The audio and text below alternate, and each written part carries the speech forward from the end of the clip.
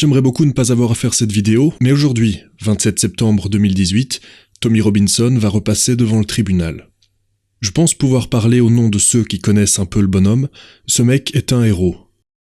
Un héros dont le combat dépasse la couleur de peau ou l'orientation politique, contrairement à ce que disent ses détracteurs. Son combat, c'est les enfants. Point barre. J'ai déjà parlé de lui à plusieurs reprises, et cette vidéo sera principalement faite de passages de mes anciennes vidéos. Je suis désolé que ma chaîne tourne un peu au ralenti depuis 2-3 semaines, je vais vite me remettre au travail. Soit. Voici un extrait tiré de ma deuxième vidéo sur les grooming gangs, faite lorsque Tommy était encore en prison. Il y a quelques mois, j'ai fait une vidéo sur Telford et sur ces milliers de petites filles qui ont systématiquement été violées, prostituées, torturées et parfois même tuées par ces gangs qu'on appelle les grooming gangs. La police, les services sociaux et les médias n'ont rien fait de peur d'être traités de racistes et ceux qui ont tenté de faire quelque chose pour aider ces filles ont vu leur vie détruite. Le lanceur d'alerte le plus célèbre est Tommy Robinson. À l'heure où je vous parle, il est toujours en prison. Son procès a été expédié en moins de 10 minutes. Verdict, 13 mois ferme. Ils l'ont envoyé en prison en moins d'1 heure, après qu'il ne se soit fait arrêter sous un faux prétexte, et ils l'ont depuis transféré dans une prison beaucoup moins sûre pour lui alors qu'ils savent très bien qu'il est la cible numéro 1 d'une certaine communauté carcérale. Il a été accueilli dans sa nouvelle prison au cri des prisonniers qui hurlaient en anglais et en arabe qu'ils allaient le torturer et puis le tuer. Il est en isolement total la plupart du temps mais il reste en grand danger. Des manifestations ont eu lieu aux 4 coins du globe. On a parlé de Tommy Robinson partout dans le monde, partout sauf dans son propre pays, puisque les médias suspectés de pouvoir prendre sa défense ont eu une interdiction totale de parler de lui pendant plus d'1 semaine. 1 semaine, laissant le temps aux puants de service de salir une fois de plus son combat. Le peuple anglais est descendu plusieurs fois dans la rue pour exiger sa libération, mais les médias n'en ont pas parlé.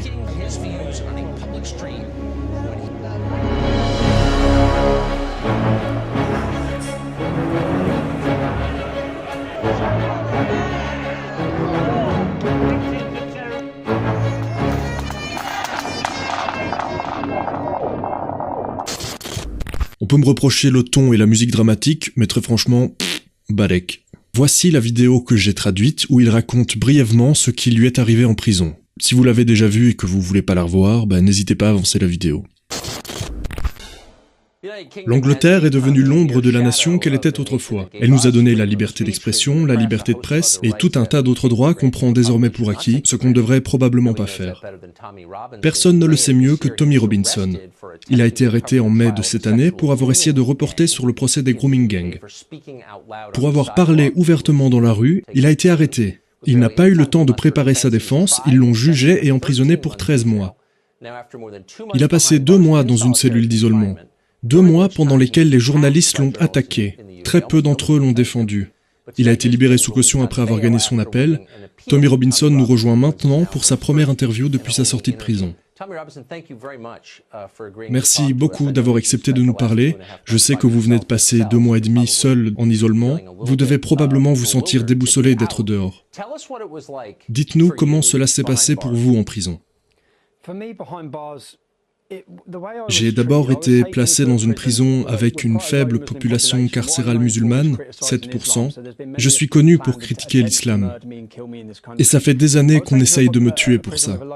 Ça se passait relativement bien. J'étais séparé des autres prisonniers, mais les gardiens s'assuraient que je puisse sortir de ma cellule sans danger au moins quelques heures par jour, et ils jouaient avec moi au poker et au snooker. Puis j'ai été transféré dans une autre prison. C'est la prison avec la plus large population musulmane de tout le pays. J'ai été placé en cellule d'isolement, sans pouvoir parler ou voir qui que ce soit, avec comme justification le fait que j'étais en danger.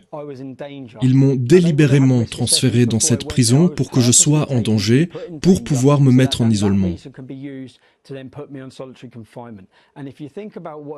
Quand on pense à cette affaire dans son ensemble, ça ne leur a pris que quelques heures pour m'arrêter, me juger et m'emprisonner injustement, et puis ils m'ont transféré dans cette prison.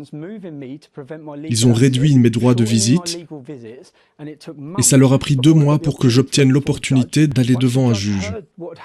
Lorsque le juge a entendu et vu ce qui s'est passé pendant mon procès, ils n'ont trouvé que des manœuvres illégales et des vices de procédure dans cette parodie qu'a été mon procès. Et puis, ça leur a mis encore 2 semaines avant de me libérer. Je n'ai pas mangé là-bas, j'ai perdu près de 18 kilos en prison. J'avais une boîte de thon et un fruit par jour. J'étais censé être en prison, pas à Guantanamo. Et je ne pouvais pas ouvrir ma fenêtre parce que je recevais des crachats et des excréments.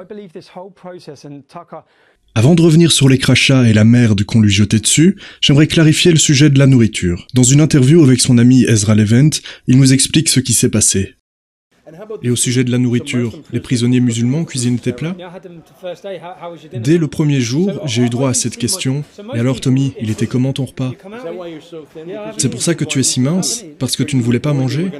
Tu avais peur qu'il t'empoisonne? » En prison, tous les prisonniers doivent passer par la cantine pour faire la file et pour qu'on te serve à manger sur un plateau. Et donc tu vois la personne qui te sert et tu vois ce qu'il met dans ton assiette. Moi, je ne pouvais pas voir ce qu'il faisait, ce qu'il mettait dans mon assiette, parce que je recevais mon plateau, et mon plateau, on me l'apportait dans ma cellule. Et puis après, ils sont venus me dire « Et alors Tommy, il était comment ton repas ?» Donc oui, donc je sais, donc c'est comme ça que je le savais. Et j'ai conservé une copie de toutes les plaintes que j'ai écrites à la prison.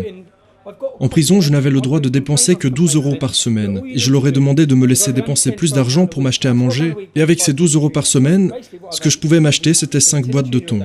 Donc c'est tout ce que j'ai mangé. J'ai mangé une boîte de thon par jour et un fruit par jour.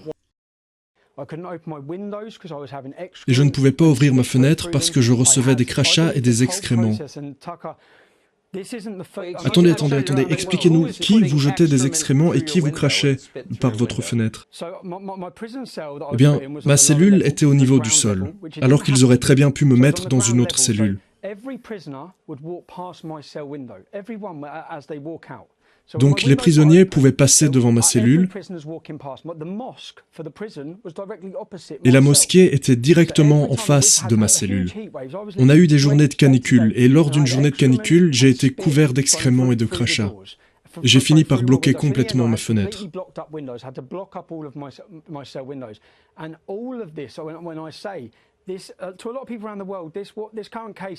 Pour tous ceux qui nous écoutent, j'aimerais dire que ce n'est pas quelque chose de nouveau pour moi.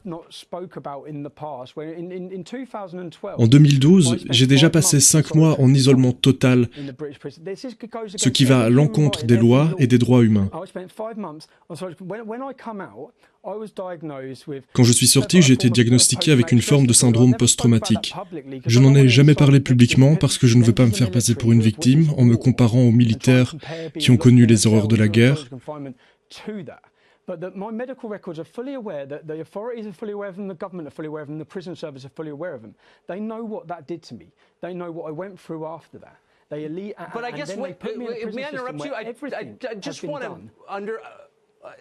J'aimerais que nos téléspectateurs comprennent pourquoi ça vous arrive. Vous êtes allé en prison dans un pays supposément libre pour avoir exprimé une opinion impopulaire. Vous venez de passer plus de 2 mois en prison. Avez-vous frappé quelqu'un, volé quelque chose, ou bien avez-vous dit quelque chose que le gouvernement n'a pas aimé? Il y a un procès en cours où 29 personnes sont en examen pour avoir violé en gang une centaine de petites filles. J'étais dans la rue, devant le tribunal, et c'est sur Internet, tout le monde peut voir ça. Donc j'étais en face du tribunal, et tout ce que j'ai fait, c'était de lire un article de la BBC qui parlait du sujet. Un article qui est toujours en ligne et que tout le monde peut voir. Ils m'ont arrêté pour trouble de l'ordre public. Ils m'ont mis en détention. Mon avocat les a contactés. Ils ont envoyé un email à mon avocat en disant que j'avais été libéré. Mon avocat a toujours cet email. Et puis, ils m'ont fait passer par la porte de derrière du commissariat, ils m'ont mis dans un van et ils m'ont emmené devant le juge. Les médias ont reporté que j'avais plaidé coupable, mais ils ne m'ont même pas demandé de plaider coupable ou non coupable. Et jusqu'à ce point, jusqu'à ce jour, je ne sais toujours pas ce que j'ai fait de mal. On est censé savoir de quoi on est accusé. Ils m'ont accusé d'outrage au tribunal. Mais quel outrage au tribunal? Lorsque j'étais dehors en face du tribunal, je prenais toutes les précautions nécessaires en disant « criminel supposé » pour pointer du doigt le fait qu'on est innocent jusqu'à preuve du contraire. Et je n'ai pas cherché la confrontation physique. Je connais la loi. Les juges n'ont pas le pouvoir d'interdire de partager des informations qui sont déjà accessibles au public.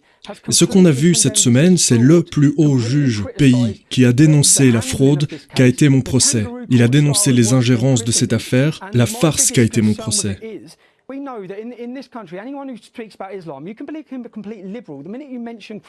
Dans mon pays, dès qu'on critique l'islam, vous êtes diabolisé, vous êtes attaqué par tout le monde.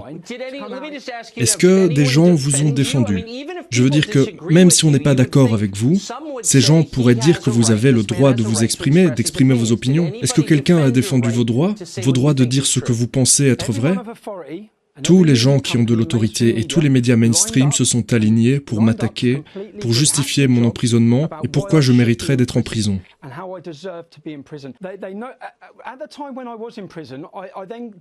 Lorsque j'étais en prison, ils sont venus me dire que la police se dirigeait vers ma maison parce qu'il y allait avoir une attaque à l'acide contre ma femme. Oh, Tommy, je suis vraiment désolé de vous arrêter, mais on n'a plus le temps. Donc voilà. On sait ce qu'il attend s'ils le remettent en prison. Sinon, j'ai été ému de voir dans les commentaires sous mes vidéos qui parlent de Tommy et dans les messages privés que vous m'avez envoyés, que vous, un public majoritairement français, avez été profondément indigné par l'injustice du traitement que les autorités britanniques font subir à Tommy. Quoi qu'il en soit, je vous remercie tous pour votre soutien et à bientôt pour une nouvelle vidéo. Ciao ciao.